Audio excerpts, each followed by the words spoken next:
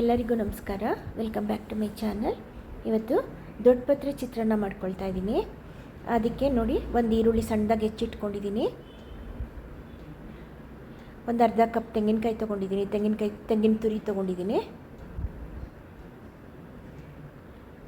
ಹಸಿಮೆಣಸಿನ್ಕಾಯಿ ಒಂದು 5-6, ಕೊತ್ತಂಬರಿ ಸೊಪ್ಪು. ಈ ಮೇನ್ ದೊಡ್ಡ ಪತ್ರೆ ಇರೋದ್ರಿಂದ ಅದೇ ಒಂದು 7-8 ಎಲೆ ಚೆನ್ನಾಗಿ ತೊಳೆದು ಒರೆಸಿಟ್ಕೊಂಡಿದ್ದೀನಿ. ಕಡಲೆಬೇಳೆ, ಉದ್ದಿನಬೇಳೆ, ಸಾಸಿವೆ, ಜೀರಿಗೆ ಒಗ್ಗರಣೆಗೆ, ಕಡಲೆಕಾಯಿ ಮತ್ತು ಗೋಡಂಬಿ ಇದು ಕೂಡ ಒಗ್ಗರಣೆಗೆ ಇಟ್ಕೊಂಡಿದ್ದೀನಿ. ಉದ್ದುದ್ರಾಗ ಅನ್ನ ಮಾಡಿ ಇಟ್ಕೊಂಡಿದ್ದೀನಿ.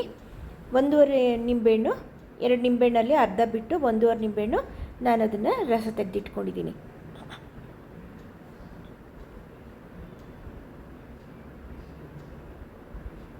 ಆಯ್ತೀಗ ಫಸ್ಟು ಚಟ್ನಿ ಮಾಡ್ಕೊಂಬಿಡೋಣ. ಅದಕ್ಕೆ ದೊಡ್ಡ ಪಾತ್ರೆ, ಹಸಿಮೆಣಸಿನ್ಕಾಯಿ, ಕೊತ್ತಂಬರಿ ಸೊಪ್ಪು ಹಾಕ್ಬಿಟ್ಟು ಫಸ್ಟು ಅದು ಸ್ವಲ್ಪ ನೈಸ್ ಮಾಡ್ಕೊಂಡು ಬರ್ತೀನಿ. ನಂತರ ಇದಕ್ಕೆ ತೆಂಗಿನಕಾಯಿ ಹಾಕ್ಬಿಟ್ಟು 2 ಪಲ್ಸ್ ಹೊಡ್ಕೊಂಡ್ರೆ ಸಾಕು. ತೆಂಗಿನಕಾಯಿ ನೈಸ್ ಆಗಬಾರ್ದು. ನೋಡಿ, ಅದು ರೆಡಿ ಆಯಿತು.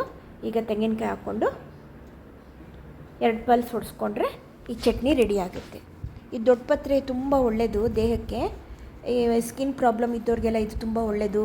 ನೆಗಡಿಗೆ, ಕೆಮ್ಮು ಬಂದಿದ್ದರೆ ಇದ್ರದ್ದು ರಸ ತೆಗೆದು ಜೇನುತುಪ್ಪದಲ್ಲಿ ಹಾಕಿ ಮಕ್ಕಳು ಕುಡಿಸಿದ್ರು ಕೂಡ ತುಂಬ ಕಫ ಕರಗುತ್ತೆ, ನೆಗಡಿ ಕಡಿಮೆ ಆಗುತ್ತೆ. ದದ್ದುಗಳಾಗಿದ್ದರೆ, ಏನಾರ ಗುಳ್ಳೆಗಳೆಲ್ಲ ಎದ್ದಿದ್ರೆ, ಗಂಧೆಗಳಾಗಿದ್ದರೆ ಇದ್ರ ರಸ ತೆಗೆದು ಹಚ್ಚಿದ್ರೂ ಕೂಡ ಒಂದು ಕಂಟಿನ್ಯೂಸ್ ಒಂದು 4-5 ದಿನ ಹಚ್ಚಿದ್ರೆ ಒಳ್ಳೆಯದಾಗುತ್ತೆ. ರಸ ಕುಡಿದ್ರೂ ಕೂಡ ಈ ಸ್ಕಿನ್ ಅಲರ್ಜೀಸ್ ಕೂಡ ಕಡಿಮೆ ಆಗ್ತಾ ಹೋಗುತ್ತೆ. ನೋಡಿ, ಬಾಣಲಿಗೆ ಎಣ್ಣೆ ಹಾಕ್ಕೊಂಡು ಸಾಸಿವೆ, ಜೀರಿಗೆ, ಕಡಲೆಬೇಳೆ, ಉದ್ದಿನಬೇಳೆ, ಕಡಲೆಕಾಯಿ, ಇದು ಗೋಡಂಬಿ ಎಲ್ಲ ಹಾಕಿದ್ದೆ.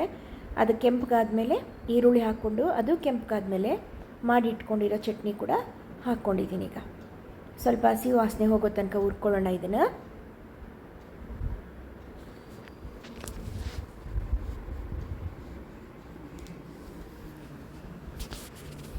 ಉಪ್ಪು ಹಾಕ್ಕೊಂಡು, ಇವಾಗ ಅನ್ನಕ್ಕೆ ಸೇರಿದಂಗೆ ಉಪ್ಪು ಹಾಕ್ಕೊಂಡಿದ್ದೀನಿ.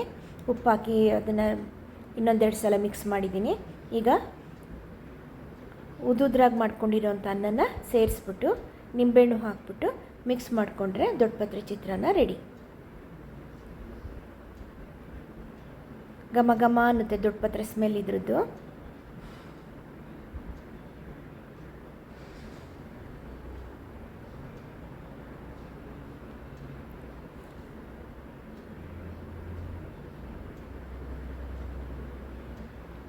ನೋಡಿ, ರೆಡಿ ಆಯಿತು, ಚಿತ್ರಾನ್ನ ರೆಡಿ ಆಯಿತು.